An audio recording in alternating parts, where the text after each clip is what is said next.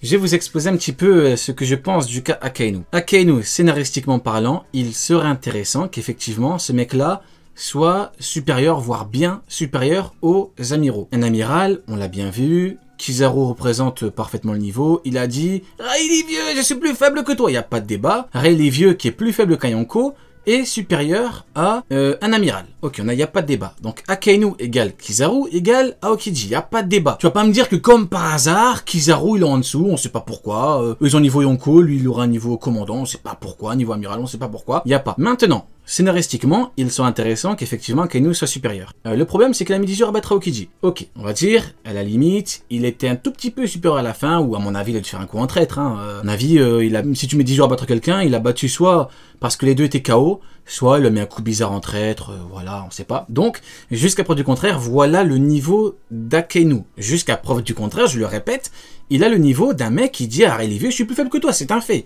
Jusqu'à preuve du contraire. Maintenant, la problématique étant qu'encore une fois, scénaristiquement parlant, ce serait intéressant qu'il soit supérieur. Donc, comment on fait? On peut le faire évoluer, mais le problème, c'est que déjà, il est âgé. Il est déjà vieux. Tu vas pas me sortir un éveil de fruits 50 ans après. S'il a éveillé son fruit, il l'avait déjà avant, mais on nous l'a pas dit parce que scénaristiquement, on pouvait pas, parce que c'est introduit bien après. Donc, normalement, si tu veux me le faire évoluer, déjà qu'il passe déjà le niveau intermédiaire. Déjà! Si on veut qu'il a niveau Yonko, je dis pas que c'est pas possible, je te dis que jusqu'à preuve du contraire, t'as pas d'infos, t'as rien. Tu peux pas arriver et dire lui les niveaux Yonko, lui les niveaux Yonko, ça marche pas comme ça la vie, ça marche pas. Donc, jusqu'à preuve du contraire, son niveau, c'est celui-ci. Et la problématique étant que, déjà qu'il passe déjà le niveau intermédiaire, avant le niveau Yonko. Pourquoi directement on passe d'un niveau bien plus faible à un Yonko, à un niveau Yonko, pourquoi? Donc, il nous faut déjà des infos, s'il a évolué, comment, et c'est compliqué quoi. C'est très compliqué, je suis pas là pour descendre Akainu, je le descends déjà suffisamment, mais c'est compliqué. Comment tu veux me le vendre comme étant niveau Yonko alors que le mec a mis 10 jours à battre Mr. Freeze qui devient commandant de Barbe Noire? Comment on fait? Donc moi je me dis que c'est problématique. Si vous avez un dernier mot à dire là-dessus, sur le niveau final d'Akainu? Après ouais, dans l'histoire, Akainu il devrait pour la guerre finale être bien plus fort, ça rendrait déjà plus intéressant et encore une fois, c'est le problème que je rencontre moi actuellement, c'est que depuis Wano Kuni, pour Luffy, je ressens plus aucun danger à aucun des niveaux en fait. Je vois pas juste un personnage de One Piece qui fait peur, comme on a pu l'avoir avant ou même pour un Kaido. On s'est dit mais comment il va faire? C'est une montagne à franchir. Et je ressens pas du tout cette crainte du coup pour Luffy. Et ce sera intéressant du coup, scénaristiquement parlant, qu'Akainu évolue de fou. Après le problème, ça voudrait dire qu'il va y avoir un écart très très grand entre les amiraux et l'amiral en chef, parce que les amiraux ils vont affronter qui à la fin du manga? C'est Sanji qui va affronter un amiral, c'est les commandants, donc ça veut dire que les amiraux ont le niveau des commandants, tout simplement. Donc c'est pas Luffy qui va se taper tous les amiraux. Bah après de toute façon c'est ça le problème que j'ai, c'est ça moi quoi. C'est ça, mais après de toute façon Akainu il a déjà un fruit qui est un petit peu plus impressionnant en termes de puissance que les autres, donc pour moi il va peut-être pas évoluer, mais il va peut-être être tout aussi impressionnant qu'un Marineford ou voire un petit peu plus. Par exemple, regarde, là on a une idée d'Akainu et de son niveau. Si demain on nous montre le combat Aokiji contre Akainu avec les éveils de fruits et tout ça, on aura forcément l'impression qu'ils étaient plus forts qu'à Marineford, alors que c'est juste que il n'y avait pas d'éveil de fruits à Marineford. Donc pour moi, juste rajouter l'éveil, ça rajoutera entre guillemets de la puissance, même si sa puissance ne sera pas supérieure à celle de Marineford. Mais voilà, on verra plus de capacité, donc ça serait déjà plus intéressant par rapport à ça. En vrai, c'est intéressant ce que tu dis parce que c'est un peu une réalité qu'on a actuellement quand on a l'impression de voir que des personnages sont plus forts que ce qu'on a pu voir en amont. Comme on peut le voir avec un Crocodile par exemple, on a le sentiment que ça n'a rien à voir et que c'est même pas le même personnage qu'on a rencontré à l'Abasta. C'est ça, et même Doflamingo. Ouais, Doflamingo aussi, tous en fait. Du coup, c'est possible qu'on ait ce ressenti là quoi. Vous parlez de... On a dit que t'étais une fraude frérot. Aïe. On t'a attaqué en ton absence, t'étais pas là, on s'est dit venez les gars. Je vais faire comme avec Neil, je vais te muter et je vais parler que avec Oken. Au revoir, vous êtes le maillon faible, Sony. Au revoir, très bonne soirée. Voilà Oken, allez, maintenant. Soirée, les gars. Oken, parlons un petit peu de Akainu. Malheureusement, écoutez, on était trois malheureusement. Notre cher ami Sony a décidé de se rebeller au tout dernier moment. Non, je Le rigole, chat je a décidé de vous éliminer et leur sentence rigole, il est pas muté, je rigole. Du coup, maintenant, parlons un petit peu de Monkey D. Dragon, parce que l'auteur a terminé le chapitre avec cette révélation. Vegapunk, que j'ai beaucoup allumé pour ses penchants un petit peu douteux, il se divise en 6. Sur les 6 corps, il y a 5 ton titre. il y a 5 corps de femmes, voilà, en tenue moulante. Vegapunk est un traître. Vegapunk travaille avec A, B, C, travaille avec toutes les lettres de l'alphabet. Donc Vegapunk, malheureusement, pour le moment, un petit peu frauduleux, mais bon, à la limite, c'est pas grave, parce qu'il côtoie notre cher Dragon qu'on affectionne tous. Et Dragon qui, jusqu'à preuve du contraire, prend Barbe... Je plaisante. Du coup, quel est votre avis un petit peu sur le fait que, d'abord Oken après Sony, sur le fait que Monkey D. Dragon ait effectivement des liens avec notre cher Vegapunk, parce qu'on a un petit problème au niveau de la marine. Ah oui, juste, je devais juste conclure par rapport au Kiji, j'ai oublié.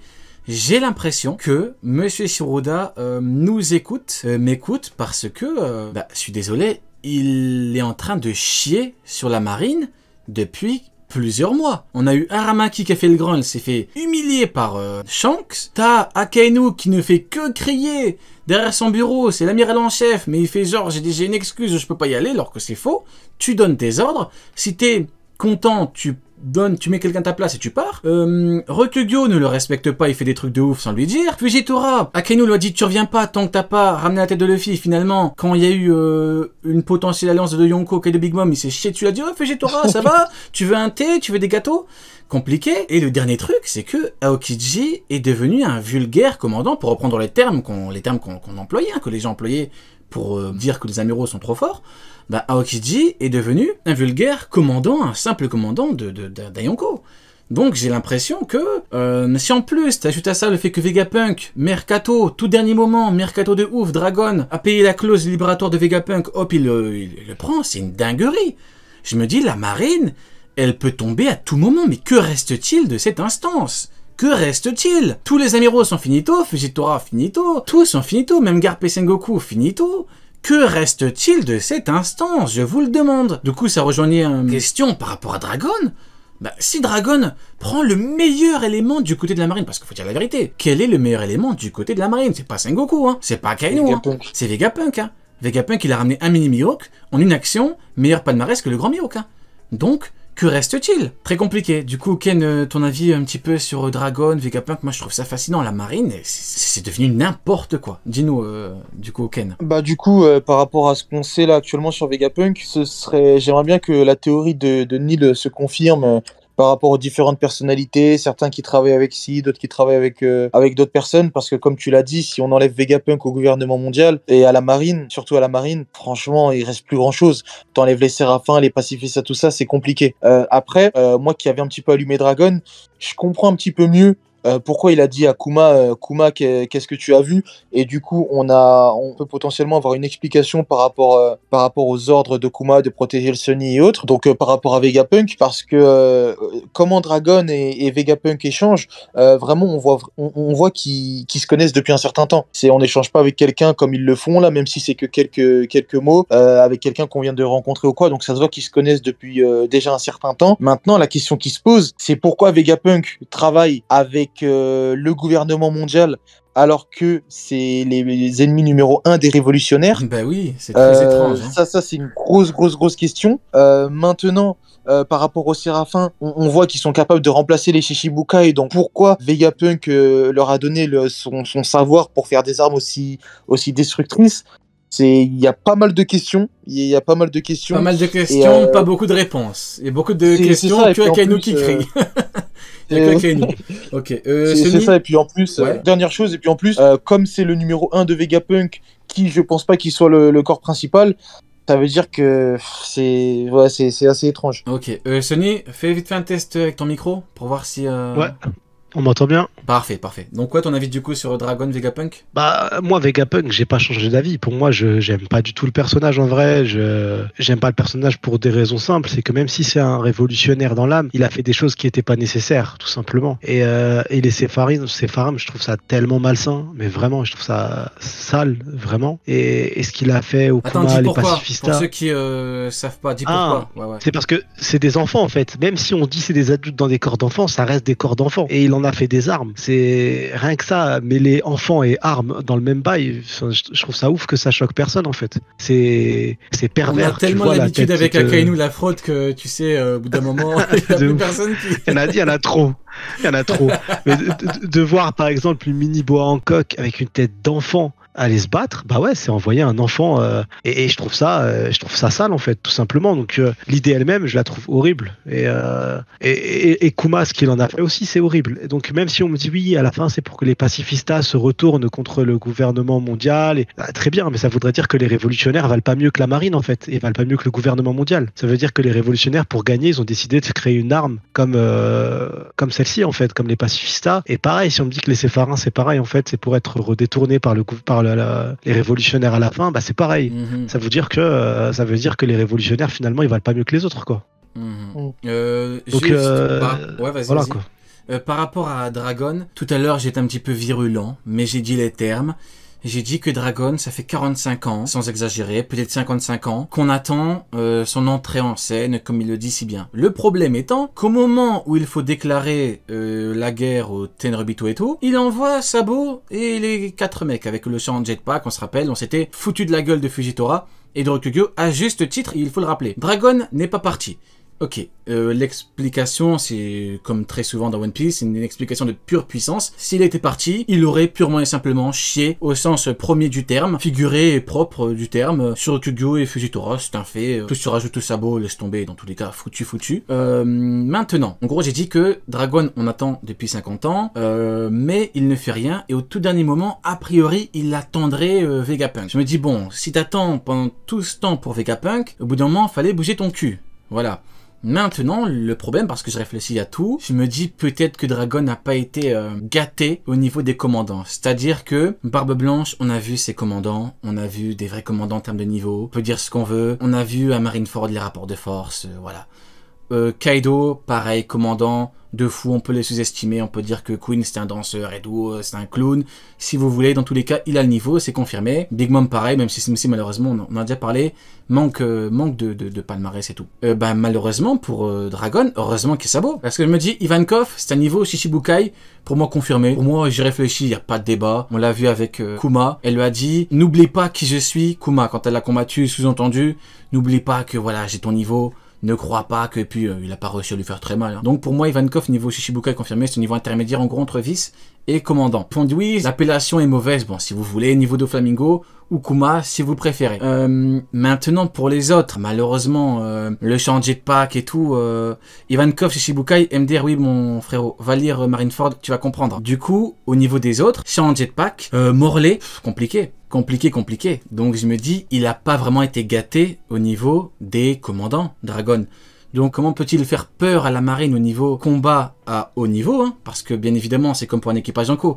Ce qui fait peur à la marine, c'est l'armée du Yonko, mais pas que. C'est aussi et surtout les niveaux que représentent les meilleurs éléments. Barbe Blanche, quand je me rappelle très bien, vous pouvez vérifier, quand Barbe Blanche débarque, t'as Marco, Jose, les amiraux, ils sont arrivés, ils ont dit, ah, c'est Kizaru, il a dit, ah, ça va être compliqué. Quand il a vu Marco, il a dit, bon, il est pas venu avec de la merde, quoi. On peut sous-estimer, pareil, Marco, Kizaru, on dit à chaque fois Kizaru, bon, qu'est-ce que Kizaru a fait à Marco au bout d'un moment? On va me dire, oui, mais Marco également, oui, mais personne dit que Marco vaut de Kizaru, donc c'est différent. Du coup, le problème pour Dragon, c'est qu'en fait, il n'a pas de gros éléments hormis Sabo. C'est très compliqué. Alors que, par exemple, je prends un exemple clair, Shanks, parce que Dragon, il a, soi-disant, l'armée et tout, il a le nombre. Mais un mec comme Shanks, il va à Marineford avec son Haki des Rois, il couche toute la marine. 100 000 personnes, il les couche facile. Kaido, c'est un mec inarrêtable. Big Mom, pareil, on a bien vu ce qu'il a fallu. Bon, les Yonko représentent quelque chose, les commandants également. Pour Dragon, pour moi, il y a un problème, une vraie problématique au niveau des commandants. Déjà, même si on me dit Ivankov, du coup, il est même encore plus faible. Ok.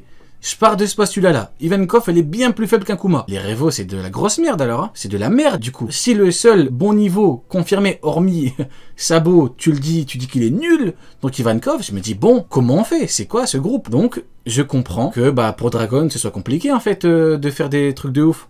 C'est compliqué. Votre avis là-dessus au niveau de la problématique que je souligne? Du coup, Ken après Sony. Ben, pour moi, je suis d'accord, mais j'ai envie de rajouter certaines choses. C'est que après, vraiment comment on appelle ça? Vraiment, les révolutionnaires, ils sont vraiment en guerre contre le gouvernement mondial, pas contre la marine. Ça veut dire qu'en soi, on peut, en termes de rapport de puissance et d'équilibre, mettre les Yonko contre la marine. Après, la logique voudrait plus que, quand on appelle ça les révolutionnaires, même si ça n'a pas été le cas marégeoise, mais affrontent tout ce qui est Cyberpol et autres. Bah, Donc le après, problème, c'est que la marine est le bras armé du GM, en fait. Pour moi, c'est la problématique.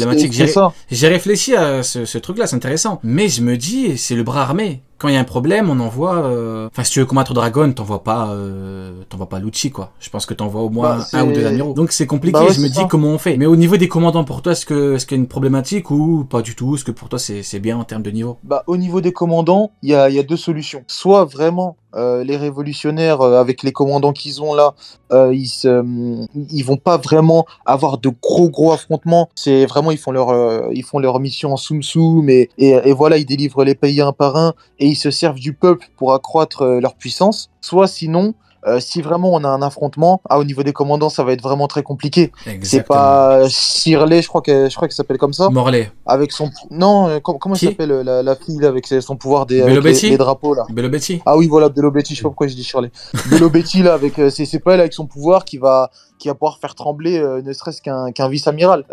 Non, en termes au niveau des commandants, c'est compliqué, surtout avec la perte de Kuma. Après, ça va, il reste Ivankov.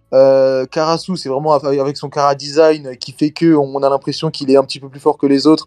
Mais sinon, je pense qu'il est du même niveau que les autres. Il fait pas si peur que ça. Et vraiment, quand ils nous ont été présentés, quand ils ont dit oui, appeler tous les commandants de l'armée révolutionnaire, vraiment, ils ont été présentés comme des personnes assez monstrueuses, vraiment d'un certain acabit, alors qu'en vrai, ils valent pas grand-chose. Et toi, du coup, Sony, un petit peu sur ce problème-là. Enfin, moi, j'ai plutôt un avis différent. C'est que la marine, en fait. Post-Wano, on a vu que c'était vraiment très très faible. On l'a vu, les vice-amiraux, c'est le néant total. Donc, moi, oui, t'avais allumé les vis, ouais, je me rappelle. Ah ouais, la marine, c'est vraiment très faible. C'est très très faible. Donc, actuellement, on s'était dit, hein, sans l'aide de Vegapunk, c'était une association caricative, le bordel, quoi. Parce que franchement, c'est vraiment... Ils se sont fait allumer, je suis désolé, encore une fois, il y a toute une flotte. Tout un armada de la marine qui se sont fait allumer par deux individus. C'est par Crocodile et Mr. One. Ils se sont fait couler une armada complète qui était venue affronter soi-disant un être qui à l'époque faisait jeu égal contre Shanks. Je suis désolé.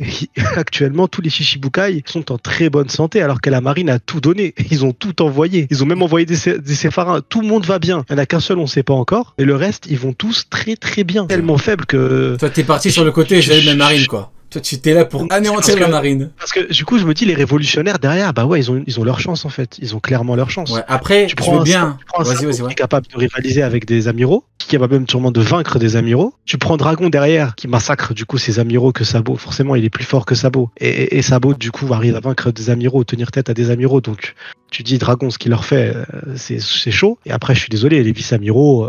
Ouais.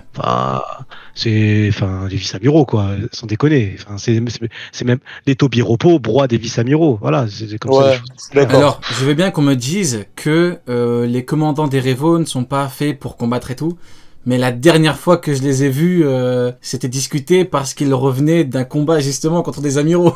Donc, pour moi, en fait, le problème que j'ai souligné, c'est le fait que, en termes de niveau individuel, comparé à un équipage Yonko ou comparé à la marine, il manquait du niveau. Maintenant, peut-être que leur rôle, c'est de combattre à chaque fois 2 ou 3 ou 4 contre 1. Peut-être. Mais en tout cas, pour moi, il manque du niveau individuel, hormis Dragon et Sabo. Mais bon. Du coup, on va terminer un petit peu sur ce sujet. Passons à un autre sujet un petit peu plus très différent.